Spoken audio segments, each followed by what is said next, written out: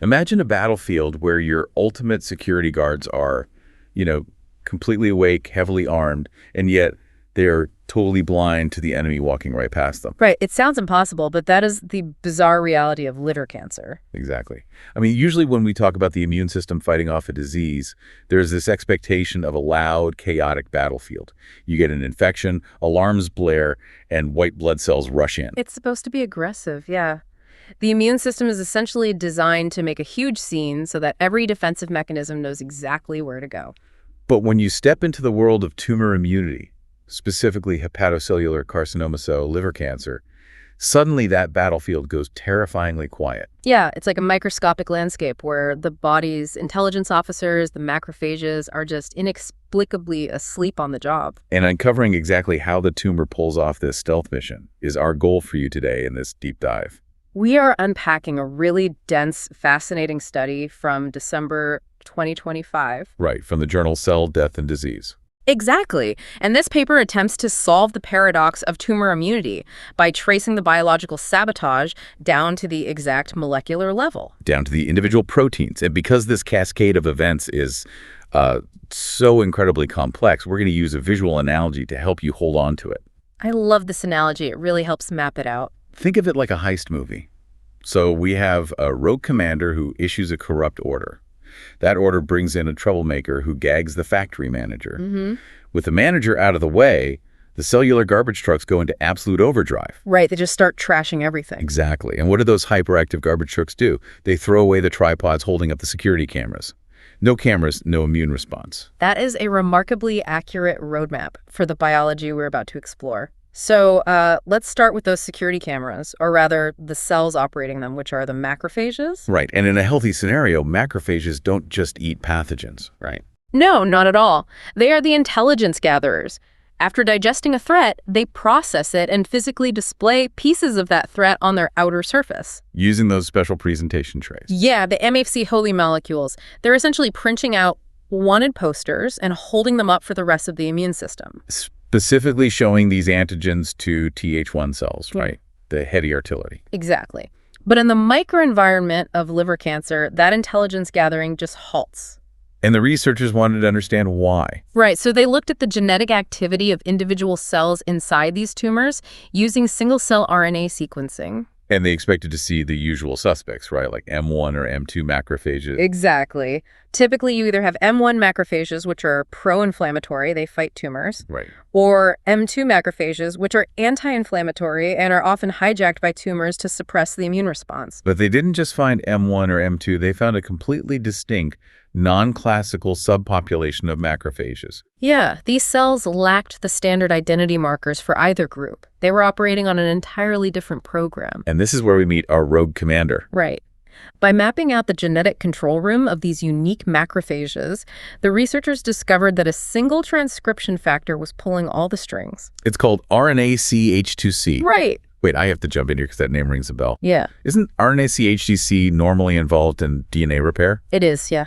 I thought its day job was to resolve those messy tangles of DNA and RNA that happen when a cell divides. Yeah. How is a repair enzyme suddenly acting as a master genetic switch? It's a massive shift in function, for sure, but biology is incredibly dependent on context. Right. So using a technique called scenic analysis, which basically maps out who is regulating what in a single cell, Right. they saw this enzyme moonlighting as a transcription factor. Just totally dictating this rogue behavior. Exactly. And to prove it wasn't a coincidence, they did a targeted deletion. They conditionally knocked it out, what they call in Ranez 2C Sakeo model. Meaning they genetically removed RNA-CH2C specifically from these macrophages in living mice. Right. And the tumor growth completely plummeted. What I found really clever was how they made sure this rogue commander wasn't just secretly passing orders to those bad guy M2 macrophages. Oh, yeah, the antibody test. Right. They used anti-CD163 antibodies to chemically wipe out all the M2 macrophages in the model. And even with the M2s completely gone, knocking out RNA-CH2C still stopped the tumor. Which proves the rogue commander doesn't need to outsource the sabotage. It has its own internal mechanism. Okay, so let's do a quick recap of what we've covered so far. Liver cancer evades detection because a unique type of macrophage shuts down. We discovered these non-classical macrophages using single-cell RNA sequencing, and we know RNA-CH2C is the rogue commander orchestrating it. Exactly. So I want to ask you, the listener, a question. Think about a time your body successfully fought off an infection. What would happen if the very cells meant to detect that infection suddenly started ignoring it to protect the invader instead? It's a terrifying thought. So we know who the commander is, but how does this commander actually cause this immune blindness? Let's bring in the troublemaker from our analogy. Right, a protein called TRF3IP1. To understand how the commander brings in the troublemaker, we have to look at the physical mechanics of reading genes. Yeah, think of the DNA double helix opening up to be read like a zipper opening. A protein complex slides down the DNA, reading the code and creating a strand of RNA. But sometimes, that new RNA molecule accidentally loops back and sticks to the DNA it was just copied from. It creates a hybrid tangle. It's exactly like getting a loose thread caught in your zipper. It completely jams the machinery. In biology, they call these tangles R-loops. And RNA-CH2C is perfectly designed to fix this. It acts like a microscopic pair of scissors, Snipping that loose RNA thread out of the zipper. Exactly. Now, to prove this, the researchers used DRIPSEQ and CTN tag data with a very specific antibody called S9.6. What does that antibody do? It specifically binds to these R-loop tangles so researchers can map exactly where they are in the genome. Oh, wow. And they found they were heavily clustered right at the starting line, the promoter region of the TRF3AP1 gene. Exactly. And they even confirmed this with in vitro transcription assays using PFC53 plasmids and mouse mice promoters. So the data is rock solid. RNA-CH2C comes in, uses its scissors, and clears the jam specifically on that one gene. Right. By cutting the thread, it frees the genetic machinery to read the gene unobstructed over and over again. Which results in a massive overproduction of the TRAC3IP1 protein. Yeah, the rogue commander uses its scissor skills as a genetic megaphone to shout for the troublemaker. And the troublemaker's first order of business is to attack a critical signaling pathway called mTOR. mTOR is our factory manager. Right. In a normal cell, mTOR keeps everything running on a strict schedule. Specifically, it regulates the cell's recycling centers, the lysosomes. It ensures the cell only breaks down what it needs to when it needs to. It acts as the brakes. So TRA3IP1 physically suppresses that mTOR pathway. Yep, the manager is essentially gagged and tied to a chair. And the researchers proved this right. They used a drug called rapamycin. Exactly. Rapamycin is a known mTOR inhibitor. When they used it, it perfectly mimicked the immune-suppressing effects of the tumor. Because without the manager, those lysosomes, the cellular garbage disposals, lose their regulatory brakes. They go into hyperactive overdrive. The cell starts indiscriminately breaking down its own internal components. Like garbage trucks driving around 247 throwing away park benches and streetlights. It's total chaos. Okay, time for another quick check-in. So the rogue commander, RNA-CH2C, clears the R-loop tangles. This causes a massive spike in the troublemaker, TRA3IP1. And that shuts down the mTOR pathway, putting the garbage disposal into overdrive. Spot on. So listener, think about this. If your cell's garbage disposal suddenly lost its regulatory brakes and started running nonstop, what essential cellular machinery do you think might accidentally get thrown away? Which brings us to the victim in all this. If the garbage trucks are running wild, what are they throwing away? In these macrophages, the primary victim is a crucial skeleton protein called RAI14. Going back to our heist analogy, RAI14 is the tripod that holds up the security cameras. Right, it's a structural foundation. If you melt down the tripod, the whole surveillance system collapses. But RAI14 isn't destroyed without a fight, is it? There's a tug-of-war happening. A really intense one, yeah. It's fought between two competing proteins, HSC70 and CMTM6. HSC70s are cellular garbage man. Exactly. Its entire purpose is to recognize specific proteins, grab them, and drag them down to the hyperactive lysosomes to be destroyed. And fighting against the garbage man is CMTM6. Right. This is a protein that acts as a physical shield. It binds directly to the RAI14 skeleton protein to protect it. And the paper showed that if you remove CMTM6, the garbage man wins, and RAI14 is destroyed incredibly fast. But if you knock out HSC70, RAI14 survives perfectly fine, even without its shield. So the garbage man is actively hunting it. But I was curious about how exactly HSC70 drags this skeleton protein into the lysosome. Because isn't it usually chaperone-mediated autophagy, or CMA? That is the standard route, yeah. And honestly, it's what the researchers assumed was happening at first. Right, where the target protein needs a specific access code, the KF-URQ motif, to open a doorway on the lysosome, usually binding to LAMP2A. Exactly. But they looked closely at RI14 and realized it doesn't have that KF-Q motif. It lacks the key. And they even tested it with CMA inducers like SPOT1, right? Yep. And it didn't affect RI14 at all. The tripod wasn't going through that standard door. So how is it getting into the incinerator? Through a slightly more obscure process called endosomal microautophagy, or EMI. Where the garbage man doesn't bother with doors. Right. The actual membrane of the waste processing compartment physically folds inward. It creates a dimple that deepens until it swallows the protein whole. It just engulfs it. And the evidence for this in the paper is wild. Yeah, they blocked EMI components specifically. They overexpressed a protein called TSG101. They knocked out VPS4. And they even used a cholesterol drug called U1666A. And when they paralyzed that inward folding machinery, RI14 was completely saved. The tumor couldn't destroy it. Which is amazing. Okay, let's recap this section. Hyperactive lysosomes lead to a tug of war. HSC70, the garbage man, drags the crucial RI14 tripod to its death via EMI, beating out the protective CMTM6 shield. Exactly. So I want you to consider the precision of this mechanism. The tumor isn't just killing the immune cell, it's surgically removing one specific protein to blind it. How does that change your perspective on how intelligent cancer can be? It is terrifyingly clever. So the lysosomes are in overdrive, the garbage man overpowers the shield, and the RI14 tripod is swallowed whole.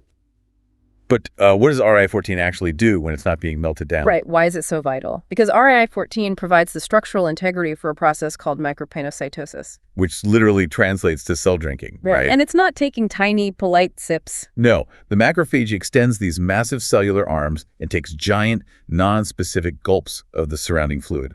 It needs that RI14 skeleton protein to physically push the cell membrane outward to form those arms. To gulp down any tumor-associated antigens drifting around. Exactly. Once it takes those gulps, it digests the fluid, finds the enemy antigens, and loads them onto the MHC2 presentation trays. To show to the T cells. And to prove this, they ran a really elegant experiment using the OVA323-339 model antigen. Right? Yeah, basically feeding the macrophages a biological tracking device. And then introducing OTT cells that are engineered to sound the alarm only if they see that specific OVA antigen. The cascade of failure without RI14 is stark. Without the tripod, the macrophage can't extend its arms. It can't drink. Can't capture the antigen, can't load the presentation trays. And it totally fails to activate the Th1 cells. Mm-hmm.